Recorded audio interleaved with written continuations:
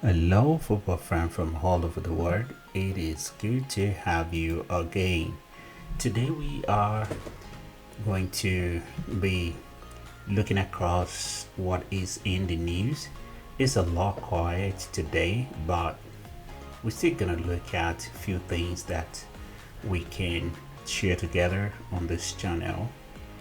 Uh, Looking at the screen right now, will we see one thing in common between between these four managers, starting from Frank Lampard to Thomas Tuchel to Pochettino to Graham Potter. One thing is common to all of them. They've all been ex-Chelsea manager, and they came on at a time when Chelsea was really going through extreme transformation. And why are we bringing this on board today? It is because of one Graham Potter. Graham Potter today was invited into Monday Night Football, where he was, you know, uh, just getting into a little bit of chart, getting to understand the context behind the period he spent at Chelsea. What was the mindset? Was it something that he regretted? Will he do it the same? Will he do the same thing again? And all of that came as the question. And one thing is very clear from what I have observed and what I perceive was the problem. Let us establish first of all that Graham Potter is not a bad manager. Graham Potter in a settled Chelsea side will probably do better than people give him credit for. So that said, this man went back into talking about what he was walking into.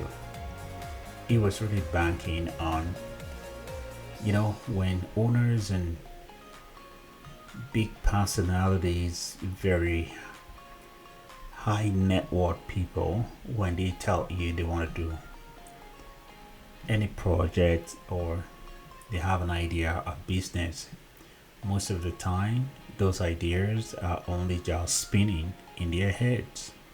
So there's going to be a lot of twist and turn.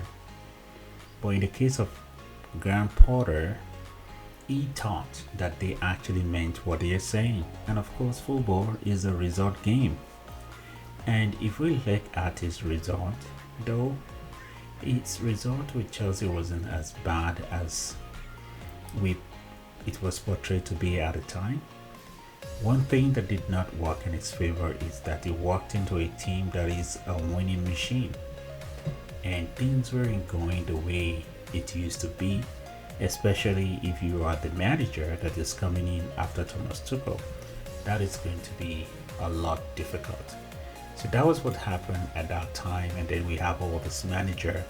It was a short period in Chelsea when all of these gentlemen had to come together to be the manager of Chelsea. Anyway, when all that goes and blows away, eventually the whole thing settles on Pochettino. Pochettino was able to push the job, and that was in the era when he had gentlemen like Cole Palmer, who has become a very good player for the team right now. Another thing in the news today is about the center back is 18-year-old Brazilian who plays for Palmeiras.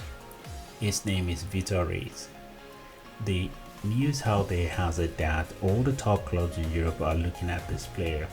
I don't particularly know this player very well, but the little I've seen of him, it seems like somebody would defend a lot with his brain rather than a lot of energy, even though I've seen him also depend on athleticism to defend situation, ball recovery.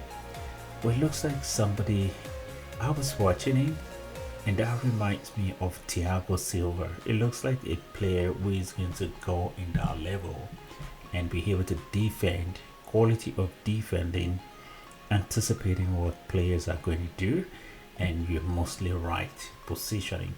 So the news is that a lot of clubs in top clubs in Europe are looking for this player.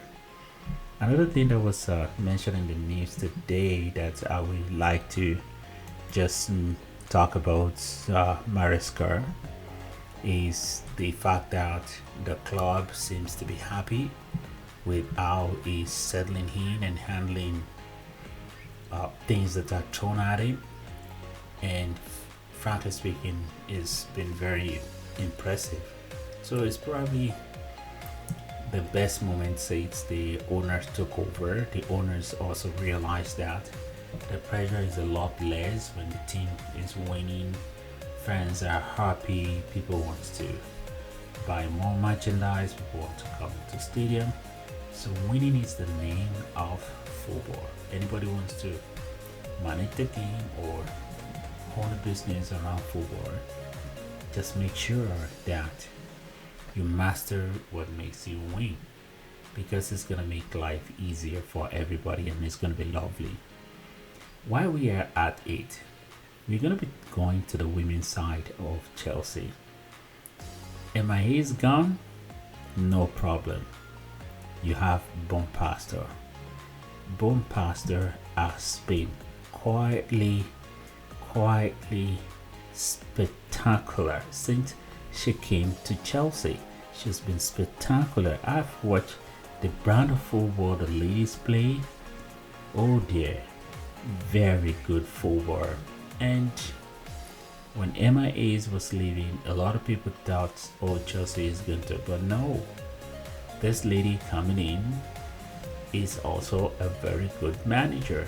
As you can see from the table right there, just 2 games, 8 goals already in the bag. I remember the first game was 1-0. It means the second game must be 7-0. No goal conceded, 8 plus 6 points on the table. That's it. The gap is right there from day one. So this is also another success that should be credited to the new owner. Things are running well on the women's side of the house. They need to focus on getting everybody happy. So we're seeing this with Chelsea. It's been impressive. The ladies are scoring just like the men are scoring as well. Chelsea is a team where goal is no longer the problem. I mean, look at that score line: 8-0, 1-0, 6-0, 1-0, 7-0. So that has been the situation.